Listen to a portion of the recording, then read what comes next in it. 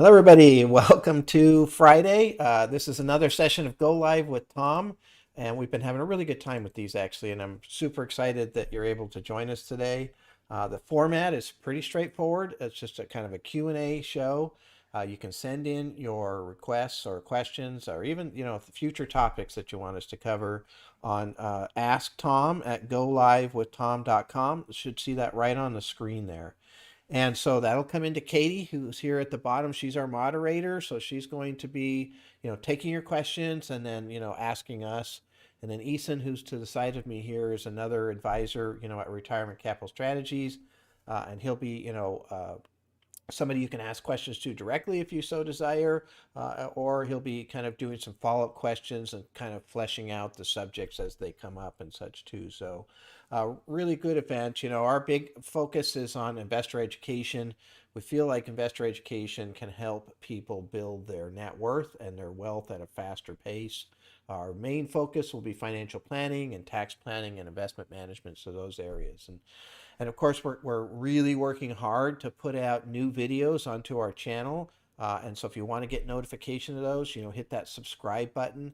And then as we place these new videos on the channel, if you want to get an email, you can hit the little bell right next to them, and that'll give you, access to that content. We're really dedicated to trying to create a big free resource of all kinds of different content that I think you'll find useful.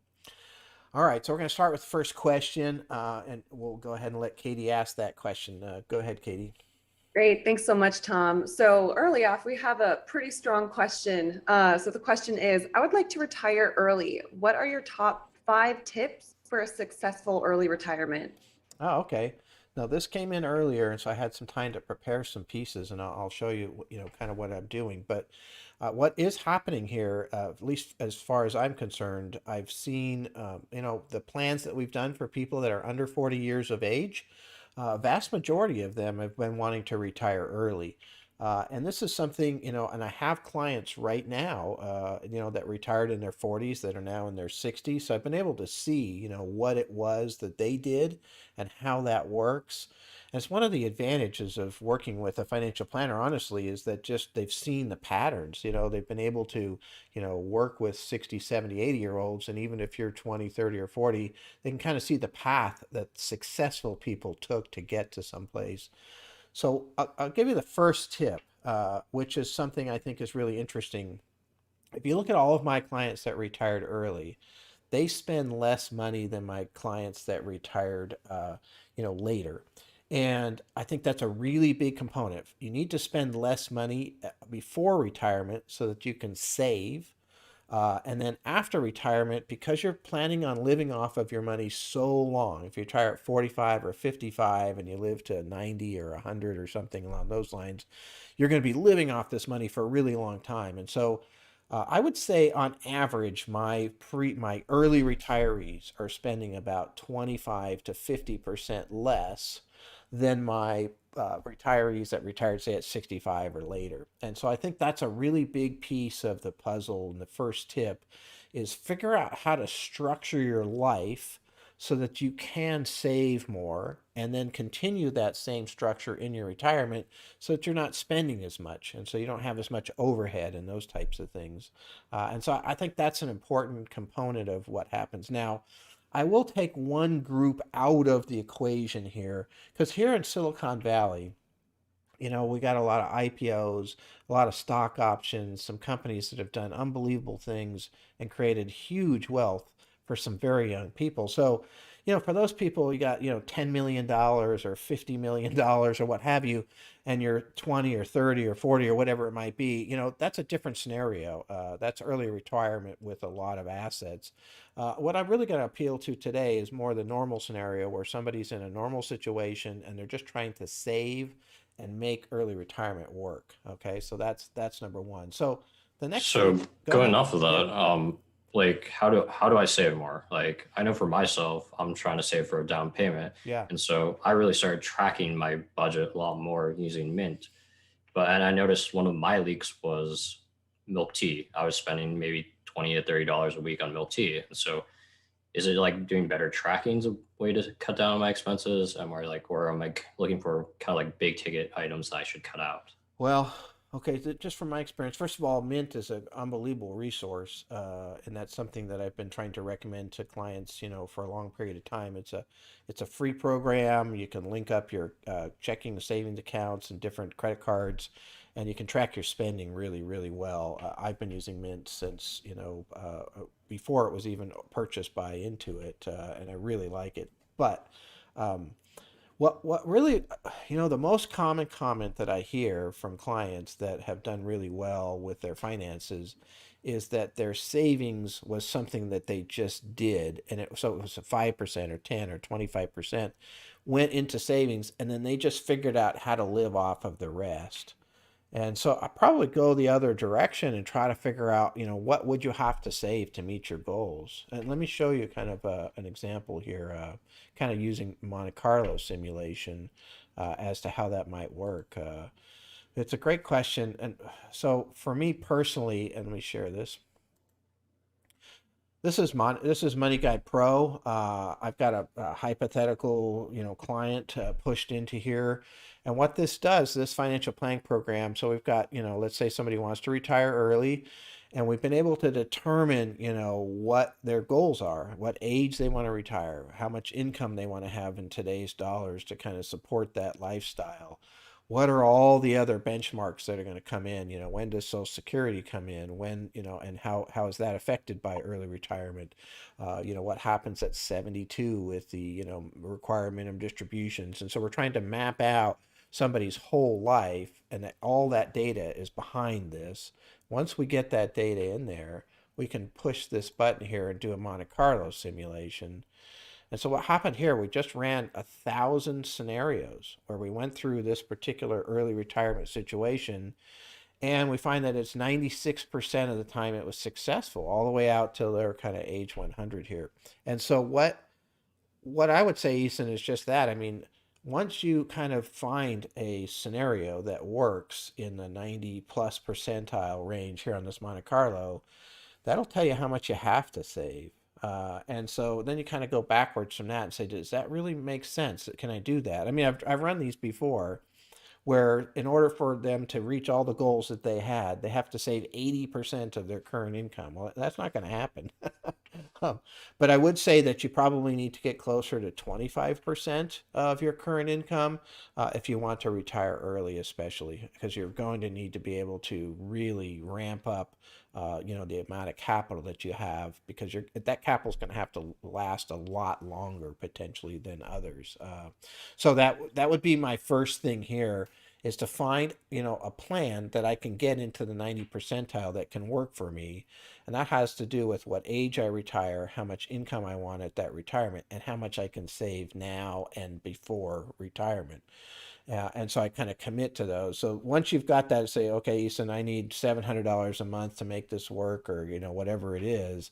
And then you go back to Mint and say, okay, how do I carve $700 out of what I'm doing here? And that would be a great example.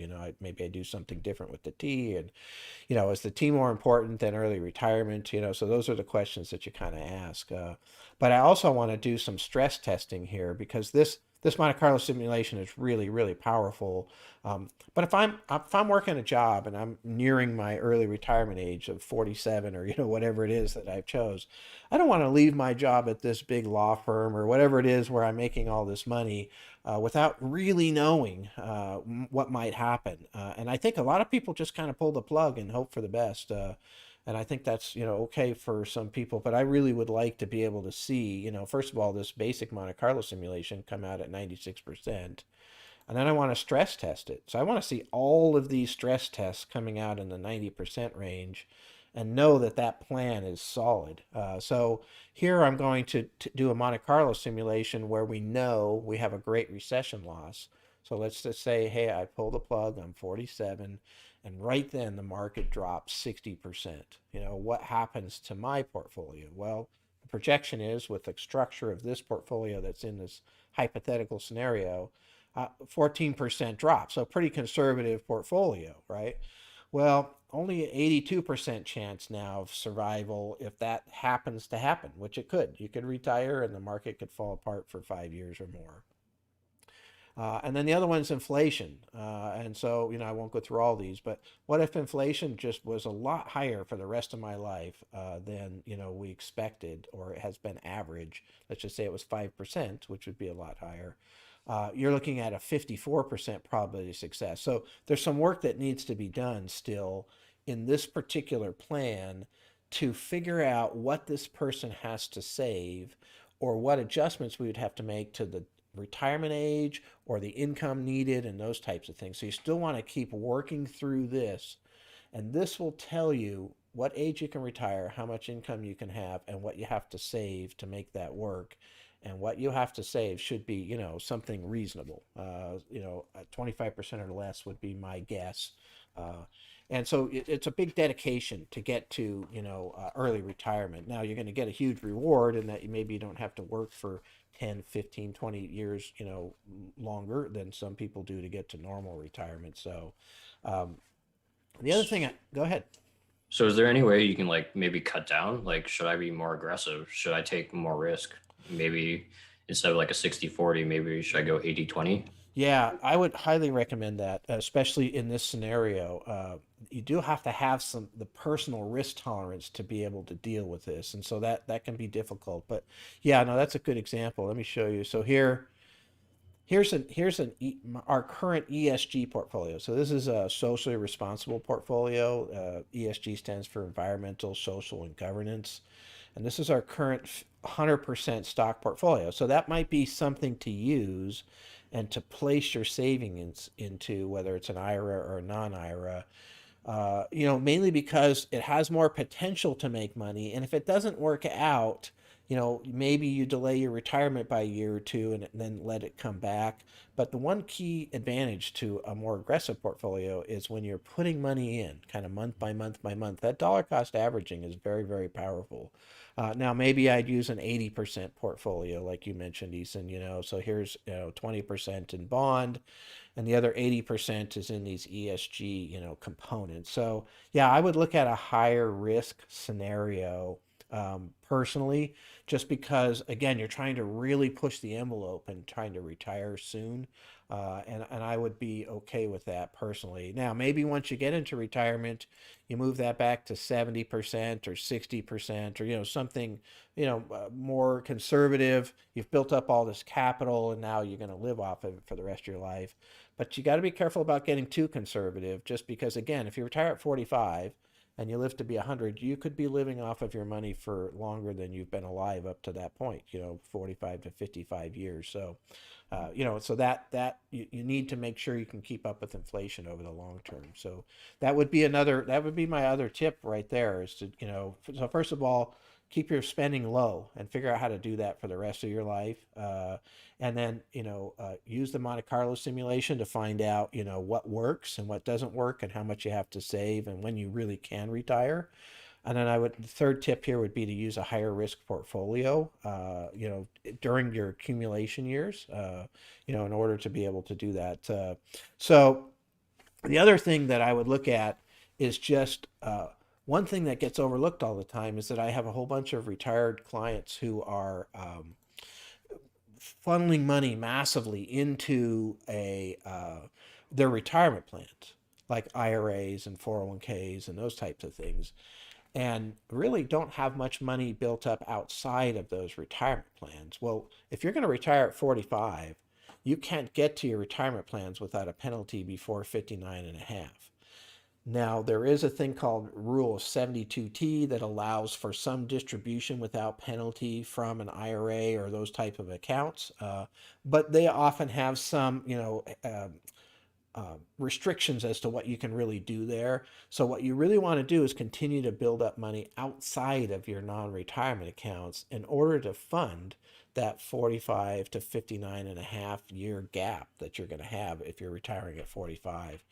That's part of that Monte Carlo simulation, is we put in a non-IRA, non-401k type of an account, and we put in a certain dollar amount of savings, and we can basically tell somebody exactly how much they should be saving in those non-retirement accounts to make sure they're funding that 15-year period. And then they can start to turn on, their IRAs and 401ks after age 60, basically. And then obviously, eventually they get Social Security coming in, and then at 72 they have to take money out, so of their IRAs and 401ks. So those are the kind of the timelines. But a lot of people, get there and they're ready to go and realize all of their assets is locked up in these retirement or 401k programs, and they need to funnel a portion. 10 to 30% of the savings should be going into this non-IRA group, even if you're not getting a write-off. So that, I think that's pretty important as far as that goes. So for brokerage accounts versus like your tax deferred Yeah, accounts, yeah.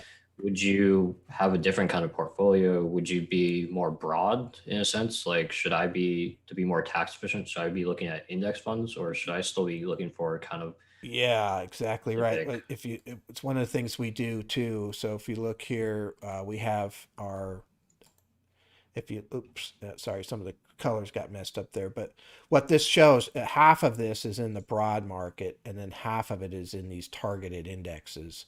And so that, yeah, it's exactly right. I mean, that's what we're looking at there for these taxable accounts.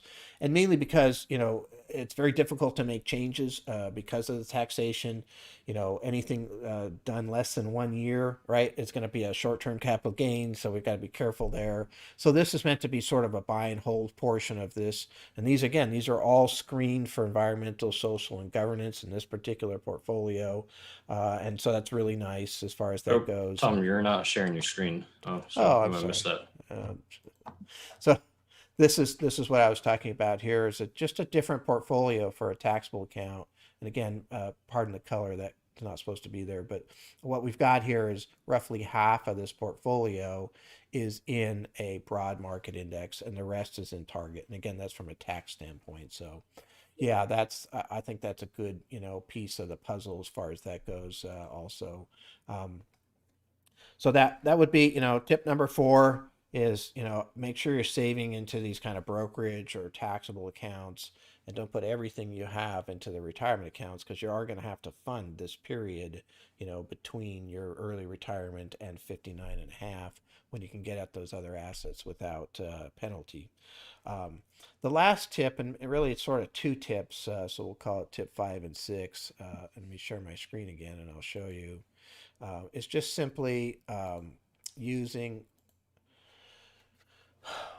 2 things here. Number one, I would be very, very much so concentrating on Roth type of accounts if I'm going to early retire, especially because one of the big costs you will have will be taxes. So this is a program called Right Capital, and what it does is it kind of shows us, a few different things. And so what we're looking at right here is a hypothetical scenario for somebody that's 45 that wants to retire at around 57. And all of these different lines that are here are different tax brackets. And so proposed strategy right now says $0 more. So that's important to focus on. And what it's showing for a withdrawal sequence. So now this person is going to be 57. How are they going to get their money out? And so what we're showing here just as a baseline is what's called pro rata withdrawal. So we're just going to take, if they have 10% in one area, we're going to take 10% of the income out of there. If they have 20% in another area, we're going to take 20% of the income needed out of that other area. And so, and that's not the best strategy, but it's a great baseline. And so what they're showing here is different sequences. And so this would be the standard one. Take it from a taxable account first, which obviously if you're pre-retiring or retiring early, that's going to be a big one. Then from your tax deferred, and then from tax free. So if you look at this adds $1.3 million more. So again, you're retiring early, you're putting tons of pressure on your assets to last for the rest of your life. Hopefully you're spending, a reasonable amount of money. And then you want everything else to go as well as you possibly can. So one of the keys is to figure out the sequence of where do you get the money from first, second, third, and fourth. Super important. And let me show you. So doing it the right way added $1.3 million more to the net worth in this hypothetical scenario. What if we did it the wrong way? What if you took the money out of tax deferred first, right? And then taxable and tax free. And so that actually adds up to $800,000 less. And this is a very common strategy. Lots of people go after their retirement accounts first because they're retirement accounts and now they're retired and they think that's where we should go first. but the difference is dramatic. I mean, you have $800,000 less in net worth versus $1.3 million more in net worth. So that's tip number 5. Make sure you completely understand the sequence of withdrawals as you head into your retirement, because it makes a really big difference in terms of how much money you'll have throughout that retirement. And then So go you're ahead. saying basically a client could just make $2 million by just doing the simple task of taking from the right accounts in the right order Yeah, without versus the wrong even ones. so like you don't even need to worry about investments or Nope. performance per se to get that money. No, you don't have to be more or less aggressive. You don't have to do anything. You just have to have the knowledge of where to get the money from, in which sequence, and how that changes the tax structure of your overall retirement. It's an amazing piece. I would say that I very, very rarely meet somebody that actually knows that. And I've met lots of clients over the years that have been advised by other advisors, unfortunately, to take money from their retirement accounts first. And again, it depends on your situation, and I got to be careful with blanket scenarios here because there are situations where that can work. And that's why we run this program. We use the one I just showed, the Monte Carlo simulation, and we use this to figure out sequence of withdrawal. Yeah, it's amazing. I mean, so that's roughly a $2 million differential just by knowing where to take the money from, right? That's kind of incredible. That And is then, crazy. yeah, it is actually. And it works. I've been doing this for decades actually, and I can attest to this. And there's a lot of reasons why it works, and I won't get into that. The last piece, and I'd say tip number 6, again, bonus tip here because I asked for 5. Tip number 6 is really just I would really seriously consider using only Roth type vehicles to fund my retirement if possible. So if you have a 401k at work and your work has a Roth 401k option, I would use that. And even if it meant paying the taxes now, because really what you're trying to do is while you are working, you're trying to do everything you possibly can to set it up so that your retirement, which is going to be early, can work, and it can work great, and it can work for a really long time. And so I would be paying the taxes, and that's the difference. A regular IRA or a regular 401k, when you put the money in, you get a write-off. And so, you don't have to pay taxes on that money. But when it comes out, and you can see that right here, see this little jump and this big increase in, this is their taxable income, this big green blob, right? That's the computer programs calculation there. If I convert whatever they do have in retirement plans, let's say I can slide this over. So what this shows here is I'm going to convert their current plans now, if I can, if I have access to them. And I'm just going to, the 24% tax bracket, I'm going to fill that in every year. And that's where this little line comes in. You see that orange line is the 24% bracket. And the blue blob that came in there is the conversion of these retirement assets to Roth. And then what happens is now I've just increased the net worth by $4.1 million. So I've taken the right sequence in terms of taking the money out in the right order, and I've fully funded my retirement with tax-free growth, which that's the difference. So a Roth IRA, you have to pay taxes to put it in. Same thing with a Roth 401k. You don't get the write-off, but it grows tax-free. And that's an amazingly powerful tool long term. And so reducing your taxes and efficiently managing your taxes in an early retirement situation is even more important than for somebody who's retiring at 65 or beyond. So that those are kind of low spending. Use Monte Carlo simulation to figure out what really works. I'd probably look at some higher risk portfolio before retirement. Set up some type of an accounts that are not retirement accounts that you can get to before 59 and a half, what we call taxable accounts.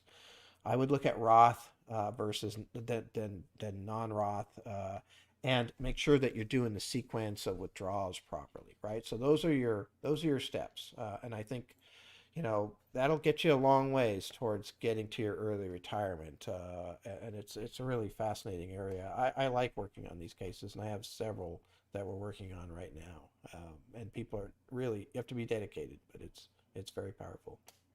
Oh, wow. Thanks, Tom, again for those super powerful tools that you get to show us and those screen shares. It's Yeah, super interesting to see. thank you.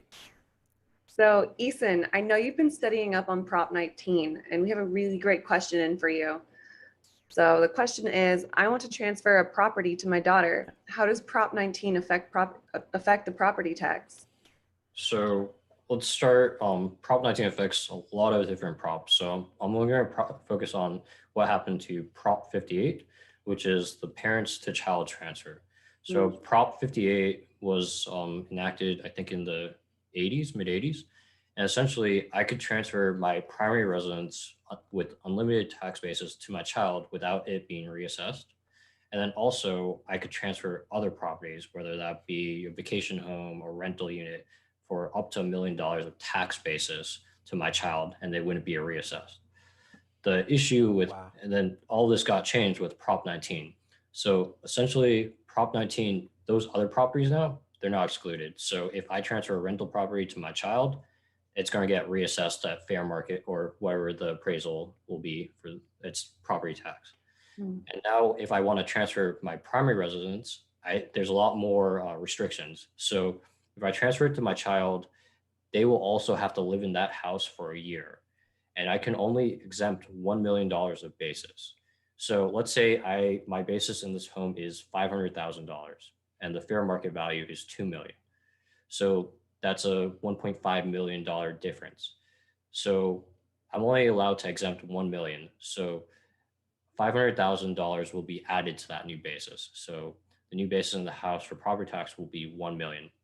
And the issue is when that child, if they ever decide to move out and use that house for another purpose, say a rental unit, that that property gets reassessed, and there's some sort of adjustment fee too. So Prop 19 made it a lot more restrictive to transfer homes to children. And so it was pushed by the Realtor Association. So more people were selling houses and moving houses. So that's the important part to know. Yeah, I've had a lot of conversations with clients about the Prop 19, and they're really upset.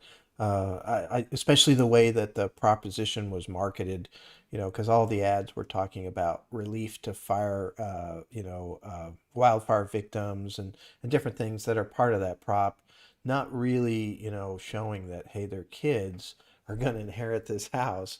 And instead of paying, the three, four, $5,000 of, property tax, it's going to jump up to 30,000 because the house is worth so much, or something along those lines, and really, they're afraid the kids won't be able to afford it. They were hoping the kids could keep the house, or one of them could keep the house. Yeah, and that's exactly what they wanted. They wanted to get the situation where there was a movement of the home. Now, I mean, are there strategies that somebody can do around this, to try to deal with this for your There, daughter?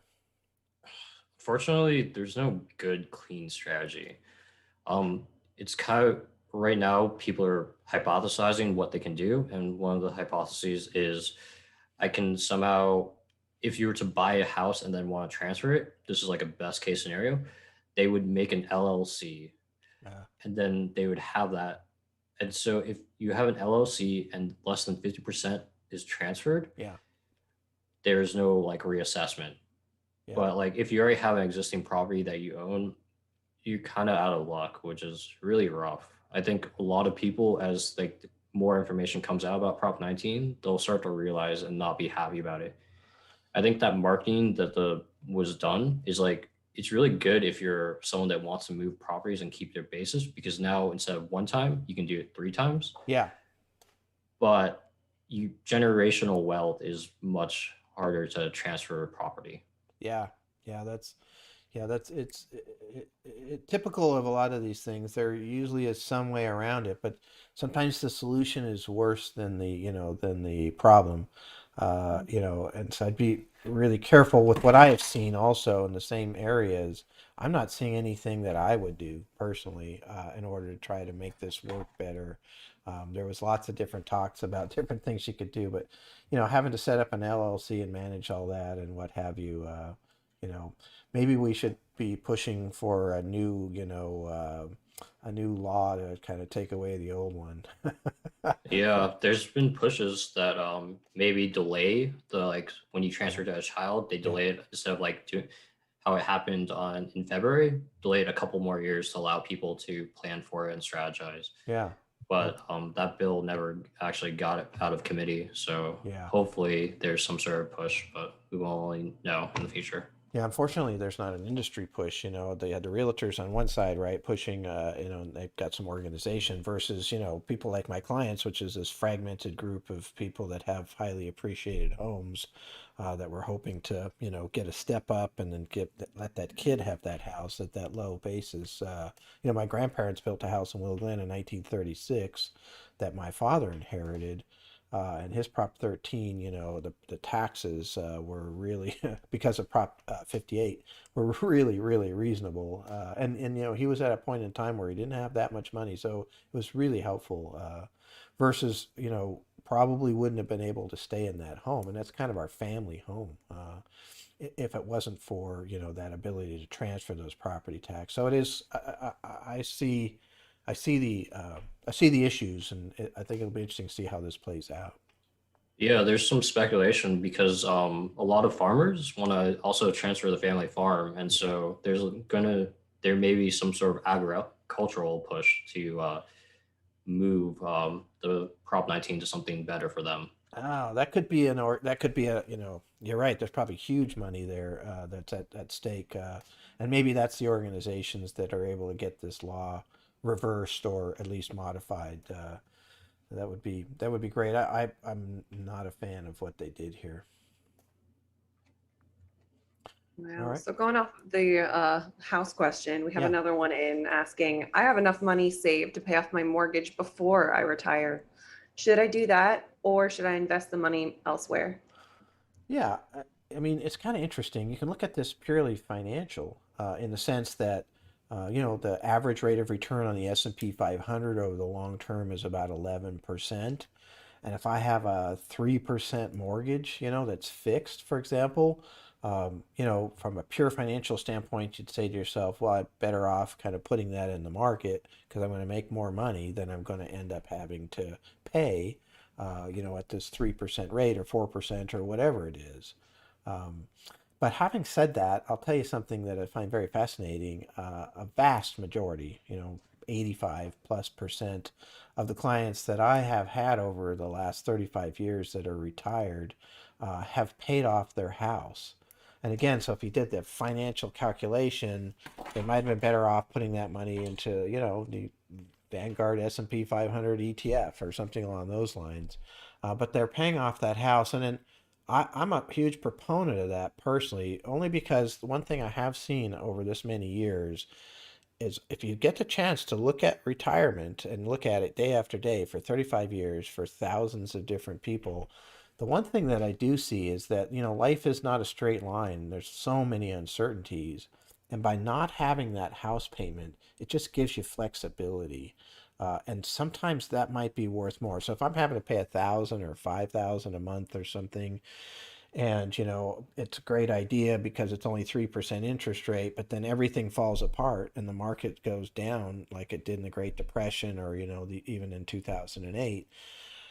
It's really nice to not have that payment. And so, in retirement, one of the key things I think for big success is what, the absolute things that you must pay for that aren't really discretionary. Like you got to have housing. And so having that housing at a really low cost because you don't have a mortgage gives you tremendous flexibility. And, the other things are discretionary, like travel. And so if you run out of money, maybe you don't travel as much. But if you still have to pay your mortgage, that's where it gets to be problematic. So, reducing as much as possible the monies and bills that you must pay that are really, really hard to get out of gives you much more flexibility into your retirement when your income's going to be a bit more uncertain because you're relying kind of on the stock and bond market potentially to produce some of that growth and some of that income long term. So, the financial planner slash maximize rate of return and build wealth in me says, oh yeah, just keep putting that extra money into the market, and because you're going to beat the beat the cost of the mortgage. But again, when you really look at how this plays out, at least in my experience, that flexibility of having a very low overhead as far as retirement goes, I think can be really powerful, especially if things go south for a while, which can happen sometimes. Is there any like reason that you should keep it like a mortgage, for those deductions on the interest rate? Is Yeah, that kind of like that's the important? reason. I mean, from pure financial standpoint, you get the deduction, the cost is fairly low, you could make more money in other places, right? I mean, those are the reasons that you would keep it. And so again, just from a pure financial standpoint of running the numbers, and I have no problem if somebody really wants to keep it and they've run the numbers and they can see why and they're willing to suffer through whatever consequences might happen if the markets fall apart. That's fine, because I don't, it does work. Over the next 10 years, you're probably going to make more money in the S&P 500 than you're going to than 3%. Now it's possible that that doesn't happen, and that, as a matter of fact, at the end of 2009, that 10-year period from 99 to 2009 was one of the few 10-year periods where the S&P 500 lost money. So, theoretically, you'd have been better off paying off your mortgage, even on a pure financial analysis standpoint. But on average, you're probably better off not paying it, but almost everybody does, and those people are my happy clients. People that have good fixed incomes coming in, like Social Security and pensions, and have really low overhead, they're really happy. They're very relaxed retirees. So you're saying like that peace of mind sometimes Yeah. outweighs that Yep. personal like Yep. financial that actual optimal situation. Yeah. Yeah. Definitely. Again, there's like what you see on a spreadsheet, and then there's life, right? So it's two different things. And and again, I've done thousands and thousands of plans and lots of different appointments and lots of meetings. And yeah, I would say no doubt about it, the average retiree likes peace of mind more than that financial calculation. They want to have no debt, no credit card debt, no house debt. Now, not everybody's able to do this. I have lots of clients that do have some of these debts and they're working to pay them down.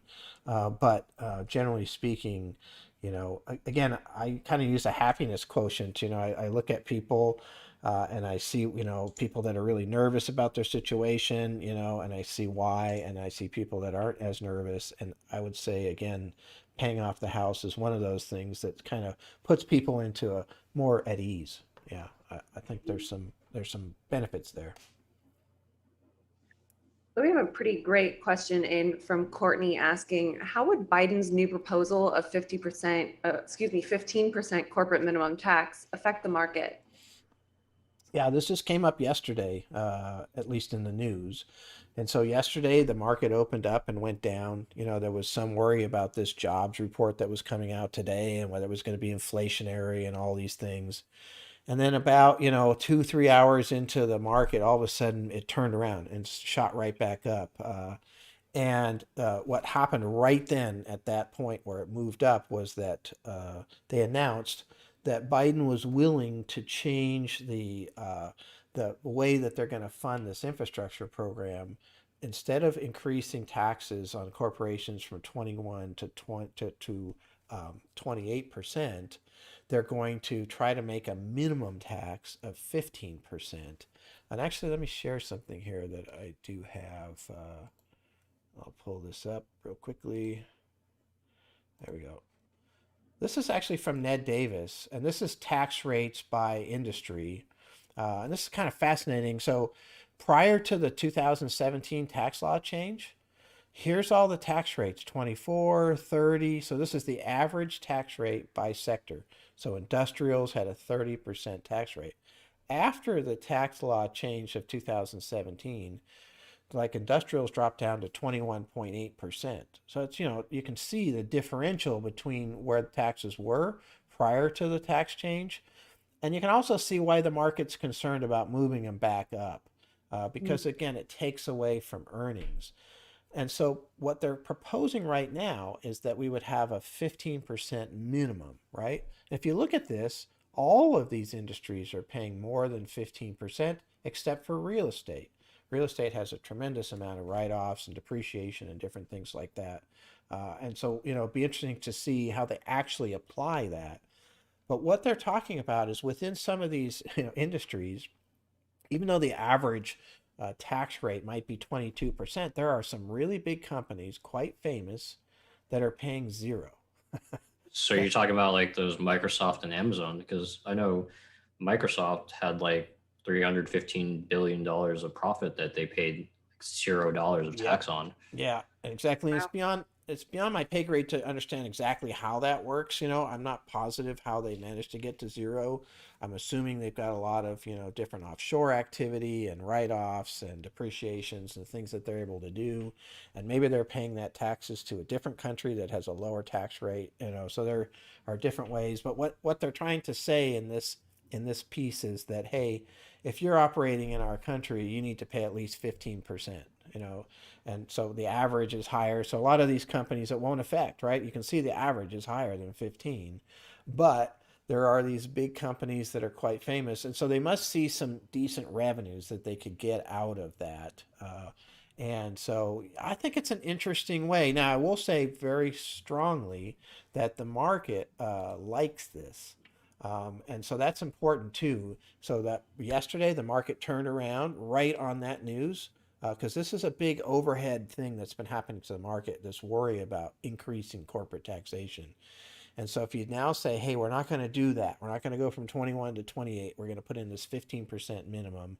And again, we don't know all the details, and it doesn't really matter if we did because until it passes, it's just a proposal. But the market went up, and it went up all day yesterday, really, and it's going up today again. So I think that's one of the things you kind of look at just to see what Wall Street thinks of that proposal, and they like it better. Maybe once we see some of the details, there'll be some things they don't like as much. But between those two competing things, going from 21 to 28% on the kind of regular tax bracket, or just having the same 21%, and maybe everybody has to pay at least 15. No matter what you have, you have to pay that, and so that'll be interesting. There's probably a whole bunch of pieces that aren't being discussed yet because it hasn't been fully absorbed. But I do think it's an interesting area. So going off of that, should a person be kind of reactive in a sense to new tax laws and like only once the deal's signed, then actually react instead of trying to be proactive with it? Well, if you're going to be proactive, you have to be, on a small scale. I look at it like probabilities. So if there's a 10% chance that this actually happens, maybe you make a 10% move. So for example, if you think it's going to be hit technology a little bit higher, maybe you slightly reduce your technology exposure until that works its way out. And then, once it does happen, usually the price already moves before you can do anything and you'll have to deal with it. Most of the times I don't do much with these. We've got this kind of broad market exposure, and it really is hard to tell for sure, what's going to happen. And it's just such a moving target that I probably would ignore it, honestly. But, we'll see how this plays out. So we Okay, have go ahead. just 2 minutes left. So I Two was going to minutes, all try right. to ask a quick question. Sure. What do you think of lump sum pension buyouts? Lump sum pension buyouts. Yeah, you actually can. What she's talking about is um, usually, not usually, but sometimes you end up with a scenario where you can get a certain amount per month for life or for you and your spouse's life or what have you, or you can get a lump sum payout and then you get nothing for life. You just get this big, chunk of money. And usually you can roll that money over into an IRA or something like that and start to take withdrawals from that. Uh, it's actually a math problem. So you have to be able to take a look at what you're being offered in terms of the income and then what you're being offered in terms of the lump sum. Do some, calculations on what you might be able to earn and what some of the best years were in that portfolio and some of the worst years. And you look at all these different aspects of it.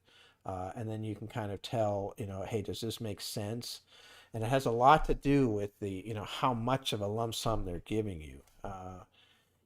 I mean, I'll give you an example. So if you look at the lump sum and you look at the income that they're offering you, and let's just say the income is about 8% per year of the lump sum, wow, I'm going to take the income, honestly, because 8% return on that lump sum is going to be really hard to do year after year after year after year versus they're guaranteeing me for the rest of my life, 8% of that lump sum. If on the other hand, the lump sum is bigger, and I'm still getting, let's say, the same income, and it's only a guarantee of 2% or 2.5%, I might feel like I can beat that long term, and I might take that as a lump sum. So that's just a portion of the calculation, but it's literally a math problem for starters, just to figure out what they're talking about and how to analyze that.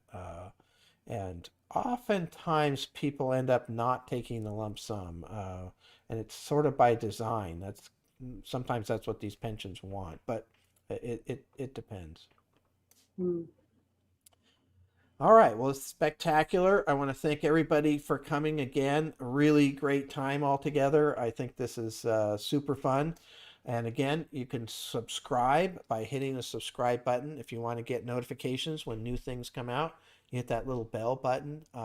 You can ask questions at any time. Some of these questions that came in today were asked earlier this week. Gives me a chance to kind of put together an interesting answer.